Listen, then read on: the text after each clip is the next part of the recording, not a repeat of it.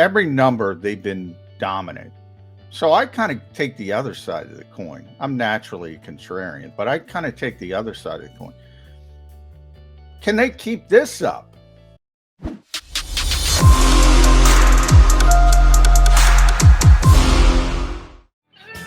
It's a Wednesday morning get-together here on Bird 365. You got your Mac guys, John McMullen and Jody McDonald here to talk about the undefeated Philadelphia Eagles for the next couple hours.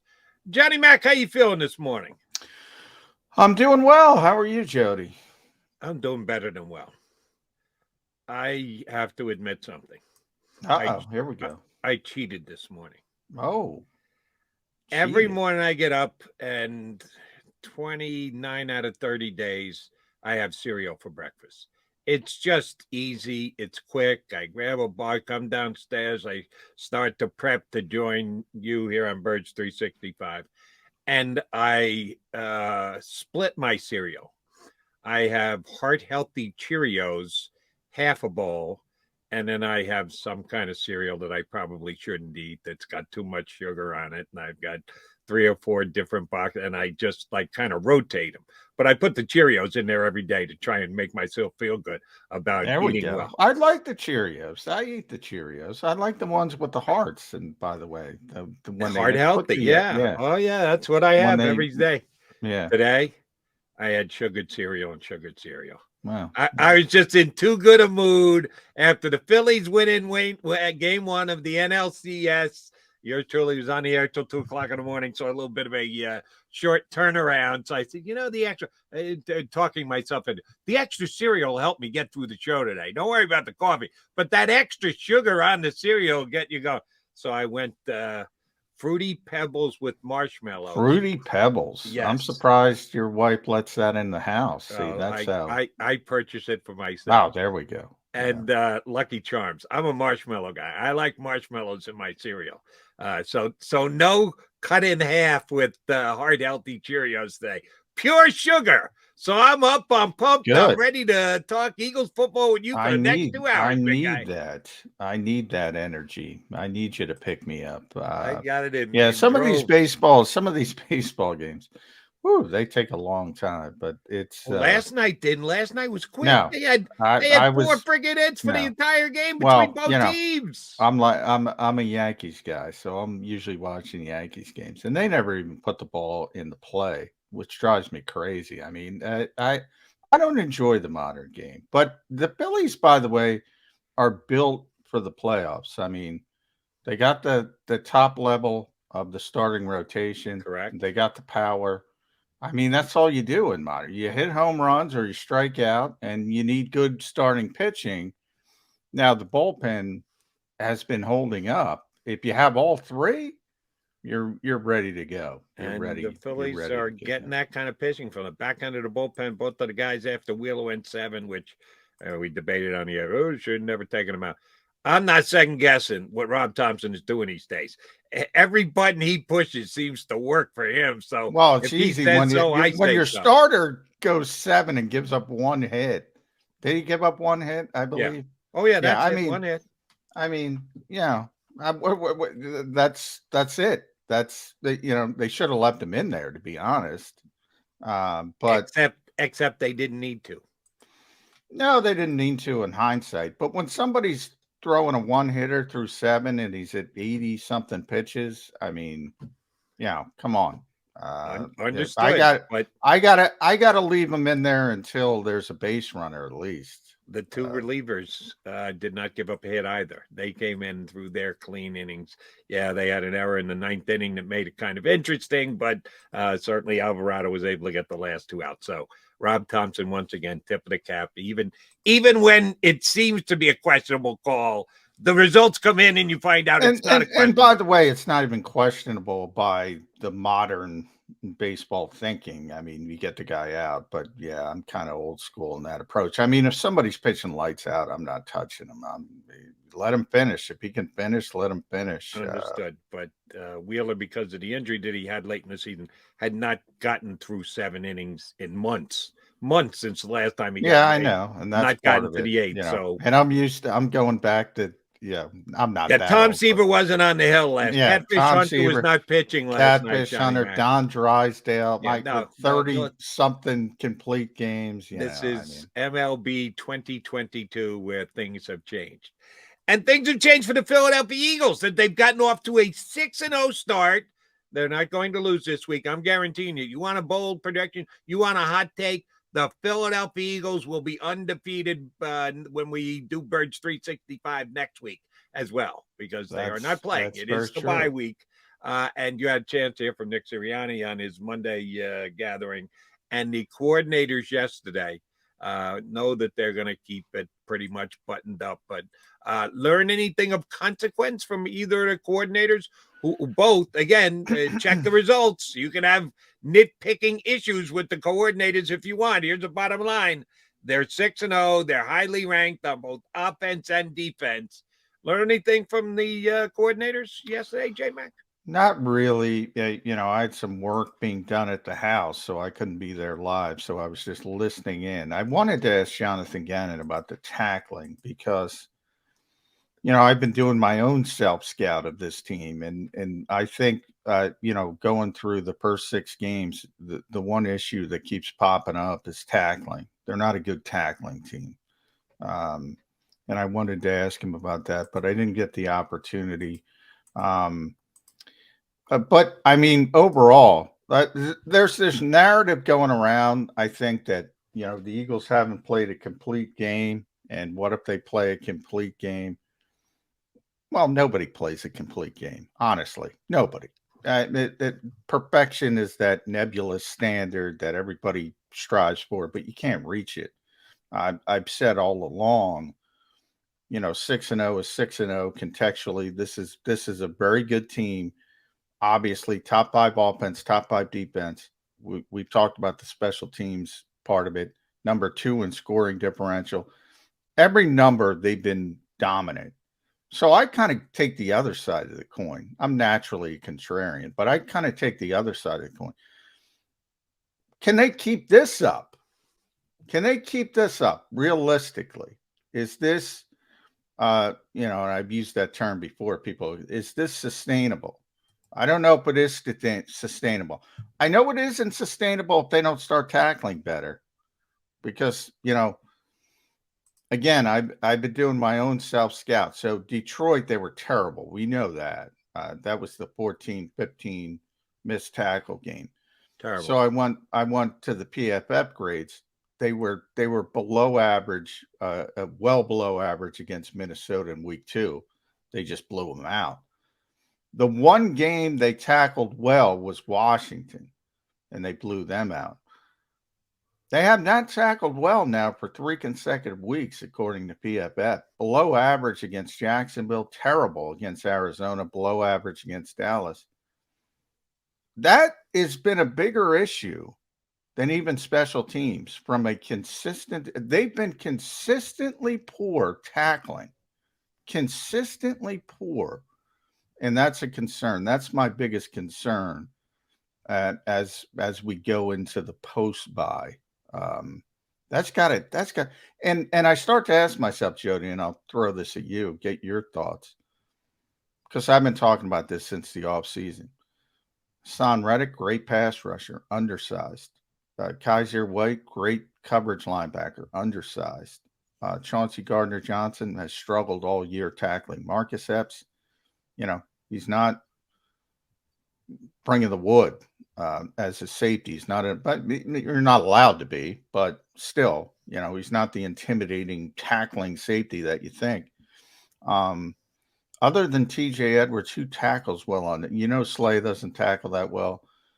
Bradbury doesn't tackle that well. No corners tackle that well. I was going to say, what corners do? And that's, you want to talk about we talked safeties about that bring the wood. Corners don't tackle. If your guy catches the ball and you bring him down, that's all you need to know.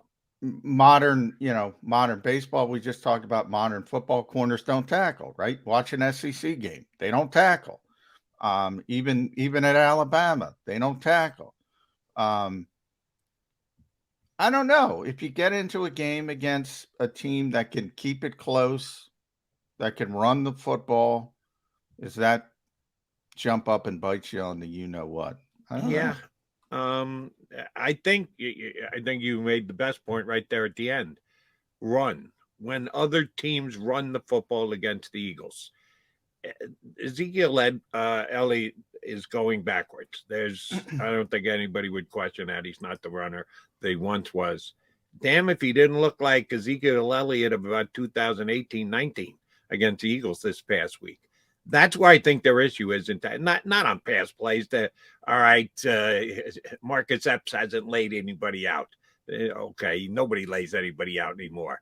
Both of their linebackers specifically, Kazir more so than Edwards, but Edwards isn't bad in pass coverage as well. They're fine.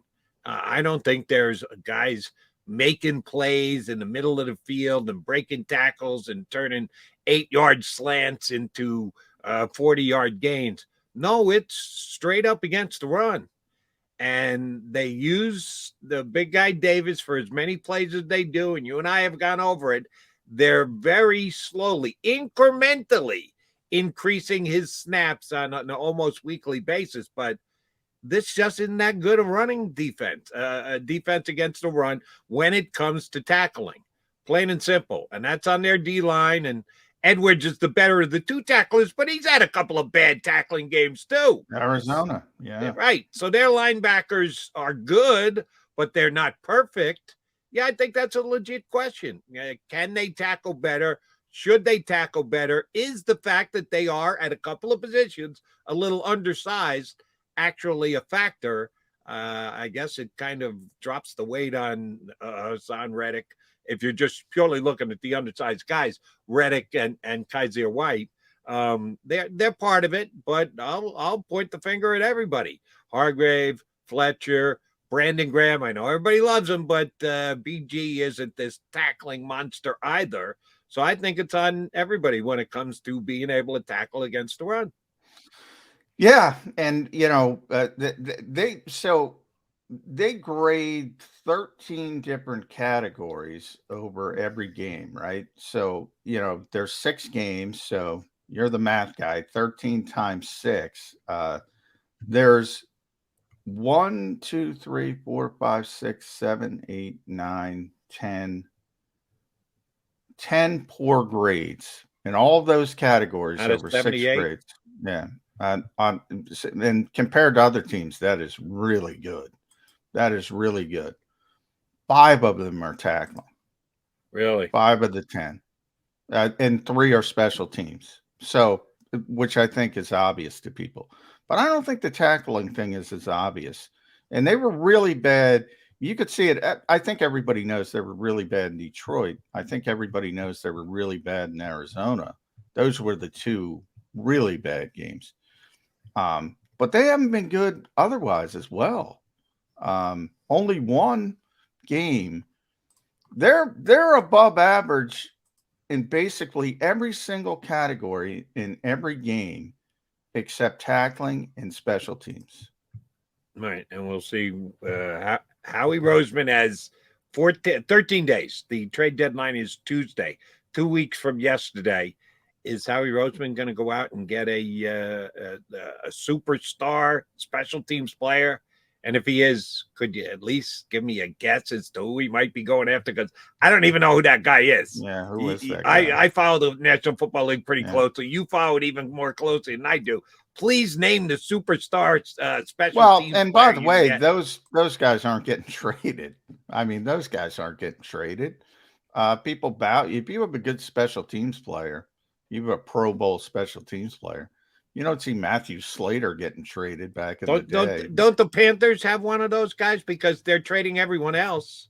They're just emptying out their entire roster. They traded Robbie Anderson yesterday, McCaffrey next, and Ed Burns. Don't they have a superstar special teams guy the Eagles can get their hands on? Yeah,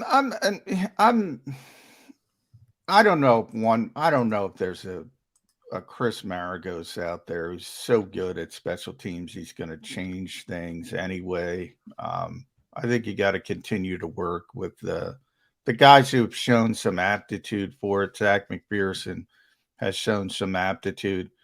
Maybe at some point you got to get Andre Sachre back up on the 53 man, and just let him go.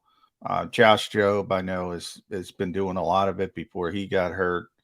Uh, I think that's got to come from within. Um, I mean, they need more consistency in special teams, and I think the bigger problem really than coverage is the blocking when it comes to the return game. Yeah, That's been hasn't really poor. hasn't been there. As far as your point on tackling goes, and we're getting ready to punch up our first guest, our bud John Stolness from Bleeding Green Nation is going to hop aboard with us coming up in just a couple minutes. I'll draw a comparison between two teams in Philadelphia right now. The Philadelphia Phillies made the offseason moves that they made. They brought in Kyle Schwarber and Nick Castellanos, two really big bats. Now, Castellanos didn't have the year that he was expected to have. He put up much better numbers in Cincinnati and with the Cubs before that. Schwarber is what Schwarber is, the NL home run king. Neither one of these guys can field. And Schwarber was replaced for defense last night. If you ask me, I would have gotten Castellanos out. I know he made that great catch in the last round against Atlanta, but he can't play defense to save his life. Nobody cares in baseball anymore. Yeah. Well, guess what? Nobody cares about tackling in the NFL, John. I know. What is it you keep telling me about preseason stuff? Nobody worries about tackling or the running game until that first week of the season, and then everybody goes, "Oh, maybe we should run, or maybe we should tackle." Yeah. It's the same thing. Well, that's my concern. Shortcomings are then my concern, and I know we got to get to a break and get to John, but my concern here's my concern is that the Eagles are going to be Green Bay from last year. In Green Bay, it was totally outplayed San Francisco. Maybe it's a bad weather game. In that case, it was the blocked punt, and they lose. And all of a sudden, you're the best team, and you're sitting there, and you're going, "What happened?" And you're shaking your head. That you're right. I mean, and like I said, watch Alabama, Tennessee, which everybody, the greatest game ever. It's exciting. They can't tackle, they can't cover. I mean, and that's the highest level of college football, and that's where it comes from. You're right. Nobody tackles, but it doesn't matter until it matters. Exactly. I'm just throwing it out there. But same thing that I said about the Phillies defense all year. Here's the Phillies defense. Awful. Guess what? They're 3 games away from being in the World Series. You find other ways to compensate for areas where you're giving up, because if you think you're that much better in a different area, you just have to balance it out. He's McMullen, I'm McDonald, the Mac and Mac guys here on Birds 365. John Stolness, our pal from Bleeding Green Nation, going to join us and talk about the undefeated Birds next here on Birds 365.